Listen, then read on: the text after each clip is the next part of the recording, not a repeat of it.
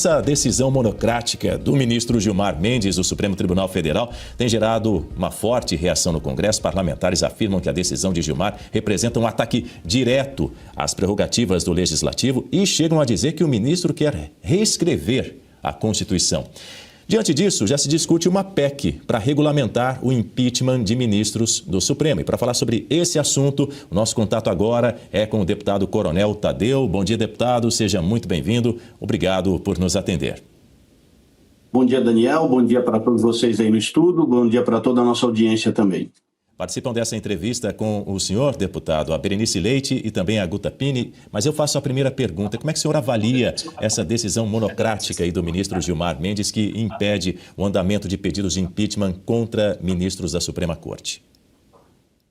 Às vezes eu não sei se é interessante fazer alguma piada nesse momento, mas é esdrúxulo o que está acontecendo no Brasil e principalmente no Supremo Tribunal Federal. O que o ministro Gilmar Mendes acabou fazendo é praticamente rasgar a Constituição ou queimar a Constituição, jogar ela no lixo.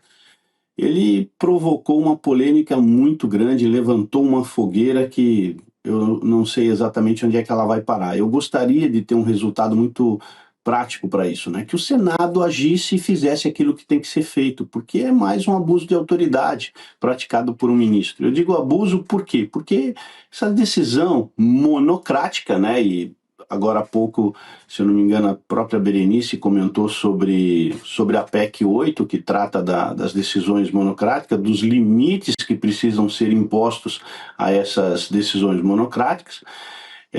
E fere não só a Constituição, mas principalmente a competência do Senado. É o Senado, mais uma vez, sendo atacado, sendo aviltado, né? E nós temos o princípio da separação dos poderes que a gente precisa respeitar. Esse é o primeiro comentário que a gente precisa fazer.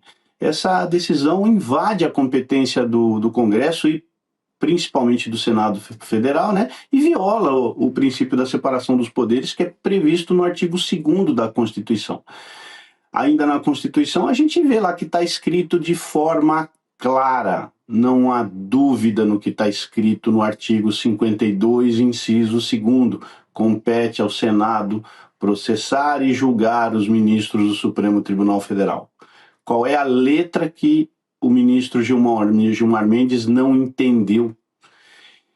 Eu falo ainda de separação dos poderes porque no momento em que ele publica essa decisão, ele também invade a competência da Câmara, porque ele acaba reescrevendo a Lei 1079, que é justamente a Lei dos Crimes de Responsabilidade. Ele reescreve essa lei, que é de 1950. Então não tem como a gente não tecer críticas, e críticas técnicas, né? Não tem nenhuma crítica pessoal aí ao ministro Gilmar Mendes, não. Apenas a gente entra na seara do direito e começa a analisar o que essa decisão provoca. Além disso, Daniel, nós vamos um pouquinho mais longe. Existe na nossa Constituição Federal, que foi feita em 1988, a soberania popular. Ela confere ao cidadão algumas participações no mundo jurídico, político, e uma delas é ele poder denunciar um ministro. Isso é previsto no artigo 41 dessa Lei 1079 de 1950.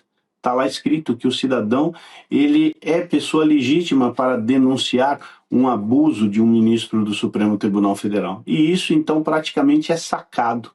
Então são dois pontos assim importantes para começar essa conversa que a gente poderia debater, né? E é claro que quem conhece um pouco do direito acha isso um verdadeiro absurdo, e é o que nós estamos vendo no mundo jurídico nesse momento.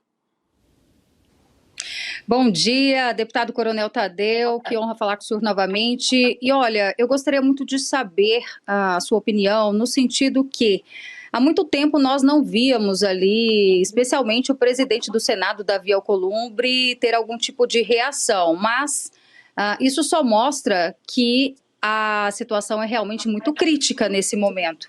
Agora, eu queria saber do senhor, o senhor acredita que ele vai ficar só no discurso bonito ou vai tomar algum tipo de atitude? Porque nós aqui já apresentamos pelo menos 4 opções, né? Tem pauta, inclusive, em relação ao fim do foro privilegiado, o fim de decisões monocráticas, CPI do abuso de autoridade e, por fim, ele poderia pautar também, nesse momento, o impeachment de ministros, de algum deles ali, do STF. O que o senhor acha que ele vai fazer nesse momento? Bom dia, Berenice. É o que eu acabei de falar, né? É melhor a gente às vezes, ser feliz, ter um pouco de tranquilidade, né? Claro que não dá para esperar absolutamente nada do Davi Alcolumbre. Absolutamente nada. Ele tem a faca e o queijo na mão e ele já poderia dar início a uma retaliação, por exemplo, né? Quando tem lá vários pedidos de abertura de processo contra ministros, né? Sem citar nomes aqui, mas tem vários pedidos. Então ele poderia fazer isso tranquilamente, estaria cumprindo a sua função, mas ele não vai fazer isso nunca. Eu digo isso politicamente, né? Não, se ele já não fez no passado, agora é que ele não vai se mexer mesmo. De repente ele pode soltar uma ou outra frase perdida para a imprensa, para dizer que se sentiu incomodado, está insatisfeito com essa situação, mas garanto para você, Berenice, ele não vai fazer absolutamente nada. Vai deixar o barco rolar e deixa ver o que é que vai acontecer. Infelizmente, essa é a postura do Davi Alcolumbre. Ele provavelmente ele deva ter os seus compromissos, deve ter os seus acordos em diversos níveis com diversas pessoas e, portanto, esperar essa postura do Davi Alcolumbre hoje é mais fácil, quem sabe, ganhar um presente do Papai Noel de verdade mesmo para a gente poder ser feliz nesse final de ano. Mas dele, eu sinceramente não espero absolutamente nada. Guta Pini traz mais um ponto para a nossa conversa com o senhor deputado. Bom dia, deputada. Obrigada pela entrevista. Eu gostaria que o senhor explorasse os pontos dessa PEC da segurança jurídica e que vai ser protocolada pela Câmara. O senhor está fazendo parte dessas tratativas. O que o senhor pode trazer para nós sobre esse texto? E aí, na sequência, eu posso fazer uma outra pergunta em relação já ao texto que o senhor explicar para nós. Bom dia, Guta. Eu acredito que você se refira à PEC do senador Portinho. Imagino que seja essa PEC que ele apresentou e deve, sei lá, começar a correr atrás das assinaturas, que eu acho ela muito interessante. Eu vi essa notícia ontem, o senador Portinho, ele apresentou uma PEC que modifica aí a indicação de ministros do Supremo, que seriam somente juízes de carreira e com um mandato de 10 anos. E eu achei muito interessante, já é mais uma proposta que nós temos dentro do Congresso Nacional, que limita realmente a essa questão de se colocar pessoas que não têm absolutamente nada a ver com o mundo jurídico ou pouca ligação com o mundo jurídico. Mesmo tendo seu notável saber jurídico, não é um juiz de carreira. Então ele impõe essa regra com a PEC, e é claro que eu desejo muito que essa PEC seja aprovada, porque eu sempre fui partícipe dessa ideia de que no Supremo Tribunal Federal, como sendo a mais alta corte, nós deveríamos ter praticamente juízes lá dentro, né? E hoje nós não temos. Nós temos ali, acredito que só 2 nesse momento que são de carreira jurídica. Os demais, os outros, são advogados, são outras pessoas que estão compondo, mas pelo erro da indicação. A indicação é feita pelo presidente da República. A Constituição fala isso e assim é cumprido. Eu imagino que você esteja se referindo a essa PEC, acredito eu. Quer complementar a sua pergunta, Guta? É uma PEC, na verdade, que eu vi o Nicolas Ferreira falar, é a PEC da segurança jurídica do impeachment. É algo que vai partir da Câmara dos Deputados, mas é algo realmente muito recente, né? Foi de ontem, assim, que eles fizeram essa proposta. Pela postagem do Nicolas, caberia ao presidente do Senado o recebimento do pedido, enfim, e a pauta disso, mas é justamente nesse ponto que eu gostaria até de trazer algo para o debate, porque hoje, o que a gente vê? Está na mão do presidente do Senado, seja ele quem for para pautar esse pedido. E aí o pedido fica travado. na mão dele. E aí, a partir do momento que isso vai para uma PEC, que coloca nas mãos do presidente do Senado essa prerrogativa do recebimento e só a ele, eu acho que engessa mais o processo. Então, existe, inclusive, um projeto de resolução lá no Senado para mitigar aí um pouco os poderes do presidente. É um projeto de resolução que altera o regimento interno do Senado. E aí, o que esse projeto faz? O presidente do Senado, se ele não se manifestar em 15 dias sobre o recebimento da denúncia, sobre o impeachment, essa decisão passa para a mesa, que pode se manifestar ali sobre o recebimento. E aí, dessa decisão, seja do presidente do Senado ou da mesa, caberia um recurso. Os membros do plenário, ali um terço, se conseguir as assinaturas, pode fazer um recurso para o plenário, e aí o plenário votaria se recebe ou não esse pedido de impeachment. Claro que essa questão do procedimento não tem que estar numa PEC mesmo, não tem que estar na Constituição, é algo para uma lei ordinária ou lei complementar, se for o caso, mas a mim me causou um pouco de receio estar no texto constitucional essa prerrogativa exclusiva para o presidente do Senado de receber essa denúncia, sem dar essa brecha para a mesa ou até mesmo uma deliberação pelo plenário. Então, eu não conheço o texto dessa PEC lá que está tramitando e vai tramitar aí na Câmara, mas pela postagem que está rolando aí nas redes sociais é mais ou menos nesse sentido. Então, fica só a título de contribuição, quando o senhor tiver acesso a esse texto, de conversar com os colegas também, para ver se será que esse texto não pode acabar engessando o processo de impeachment e dando mais poderes para o presidente do Senado, porque agora esse poder viria até de um texto constitucional, não seria de um regimento interno, tem mais peso ainda. Então, como é que o senhor avalia esses pontos? Agora sim, Guta, eu não tomei conhecimento desse documento do Nicolas, mas achei muito interessante. Mas você pontuou uma coisa muito, muito importante nesse processo. Às vezes você vai provocar uma legislação nova através de uma PEC e pode engessar mais o processo de impeachment. Vamos lembrar que tanto o Fernando Collor de Mello como a Dilma Rousseff, eles sofreram um processo de impeachment baseado na Lei 1079. E aprovar uma lei é muito mais fácil do que aprovar uma PEC, sem sombra de dúvidas. Ficaria muito mais simples o processo. E é claro que esse rito ele é engessado hoje por conta do regimento do Senado. Veja só, Davi Alcolumbre, senador eleito pelo Amapá. Na eleição, quando ele foi eleito, provavelmente de baixo para cima, ele deve ter sido o quinto senador menos votado do país. Então, se a gente for considerar a representação popular, Davi Alcolumbre hoje como presidente do Senado, né, mas ele é um senador, ele representa muito pouco da população brasileira. Nós temos 150 milhões de habitantes e eu acredito que o Davi Alcolumbre deva ter tido no máximo 200 mil votos. Então vamos olhar para esse lado político. Davi Alcolumbre representa 200 mil eleitores e está travando uma abertura de processo de impeachment de um ministro do Supremo Tribunal Federal. E ele mesmo já chegou a afrontar, eu tiro isso como uma afronta, pode ter 81 assinaturas que eu não abro o processo, ou seja, inclusive ele pode assinar como senador, mas como presidente ele não abre o processo de impeachment.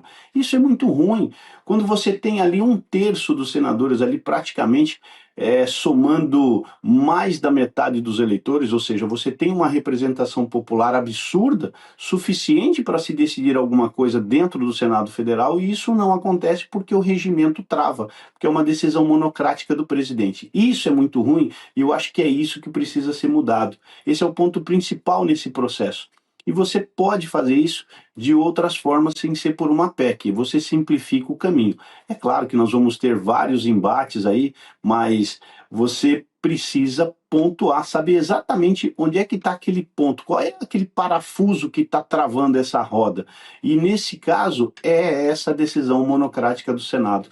Porque o pedido não precisa ser feito pela maioria dos senadores, não precisa ser feito por um terço dos senadores, não precisa ser feito por um senador. Basta um pedido de qualquer cidadão que detenha o título de eleitor. Basta que qualquer cidadão legítimo possa protocolar no Senado Federal um pedido fundamentado, que esse pedido é suficiente para que seja aberto um processo. Mas quando você vê que esse pedido para na mão do presidente do Senado sem sequer consultar os outros senadores, coisas do tipo, e aí, gente, vamos para frente com esse assunto ou não?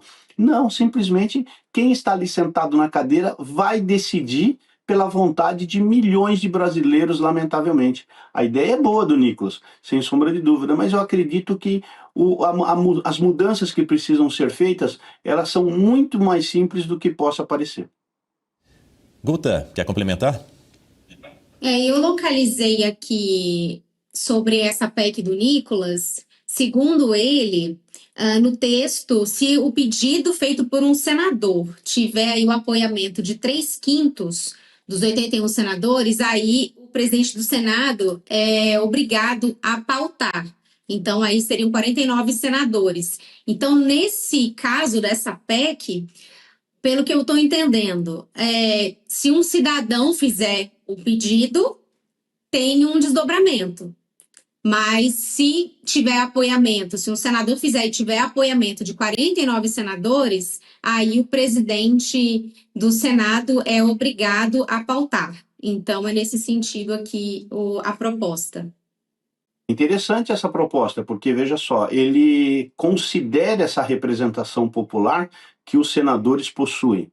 Todos eles têm votos, todos eles são eleitos também pelo voto direto, e quem sabe esses 49 senadores que perfazem aí os 3/5 representem realmente uma grande parcela dos eleitores brasileiros. E isso é muito justo. É exatamente isso que diz a Constituição Federal, né? Que o nosso regime democrático, ele é feito dessa forma. A vontade é do povo, quem manda é o povo, mas que são representados pelos políticos que nós elegemos nas eleições. Então, esse raciocínio ele passa a ser verdadeiro nesse projeto. A gente praticamente segue a Constituição na sua essência, fazer com que os representantes do povo tomem as atitudes que precisam ser tomadas nesse momento, sem ficarem presos a qualquer outra ponta, né, que possa haver dentro do Congresso Nacional. Isso, a proposta ela é interessante, que faz com que o projeto caminhe, ou a proposta, seja lá a denúncia, caminhe sem qualquer interferência ou que não seja barrada na decisão de uma pessoa. E isso é o que está errado,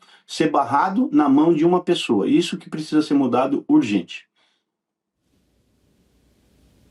Pelo que eu entendi aqui, nós temos dois projetos praticamente no mesmo sentido de acabar com essas decisões monocráticas. A PEC 8, que estava tramitando na CCJ e já passou na Câmara dos Deputados. Agora, né, a gente percebe que a grande mídia não estava dando atenção a essa pauta, no entanto, desde ontem eles resgataram, né, essa proposta.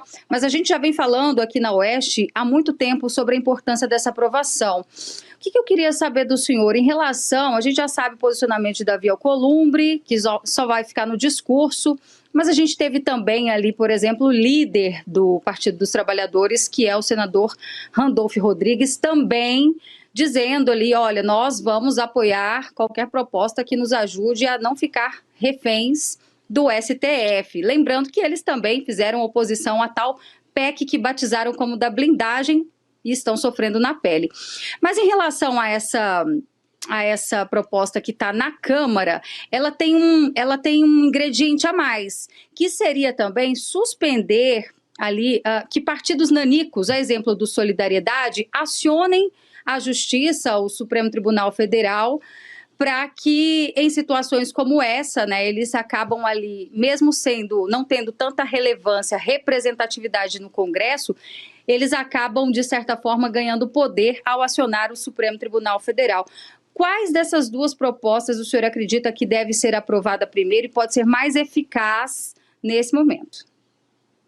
Olha, Berenice, com esses últimos acontecimentos, e falando especificamente dessa decisão monocrática do Gilmar Mendes, eu acredito que a PEC 8 ela deveria e possivelmente tramite até mais rápido, né? Ela vai mais no cerne dessa questão, que é justamente travar essas decisões monocráticas.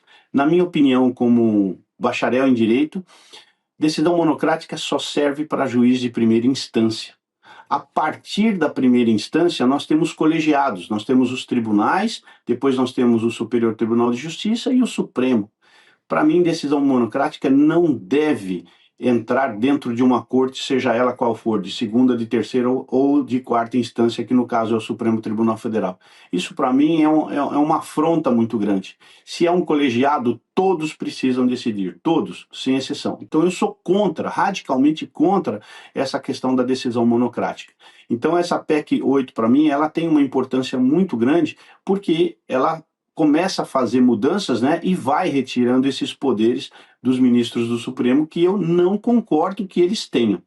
Então, Berenice, a PEC 8, para mim, ela cairia muito bem nesse momento, e eu acredito que estamos criando um ambiente muito favorável para que o Senado acorde, né? E aí tem que dar esse recado mesmo, para que o Senado acorde, porque parece que eles estão dormindo em berço esplêndido mesmo lá dentro do Senado Federal, e comece a se movimentar em função dessas ações do STF. Não é comum isso.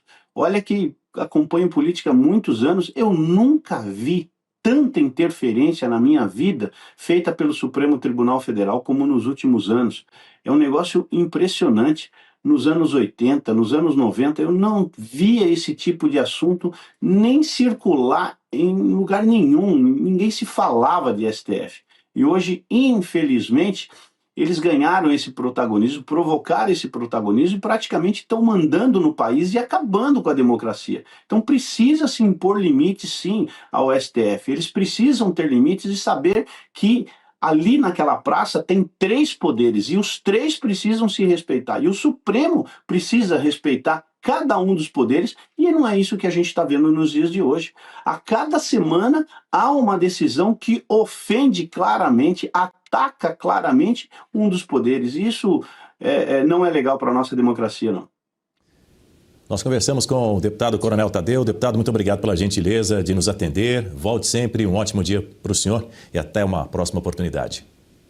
Obrigado, Daniel, Berenice, Guta. Um abraço para todos vocês. Excelente jornal.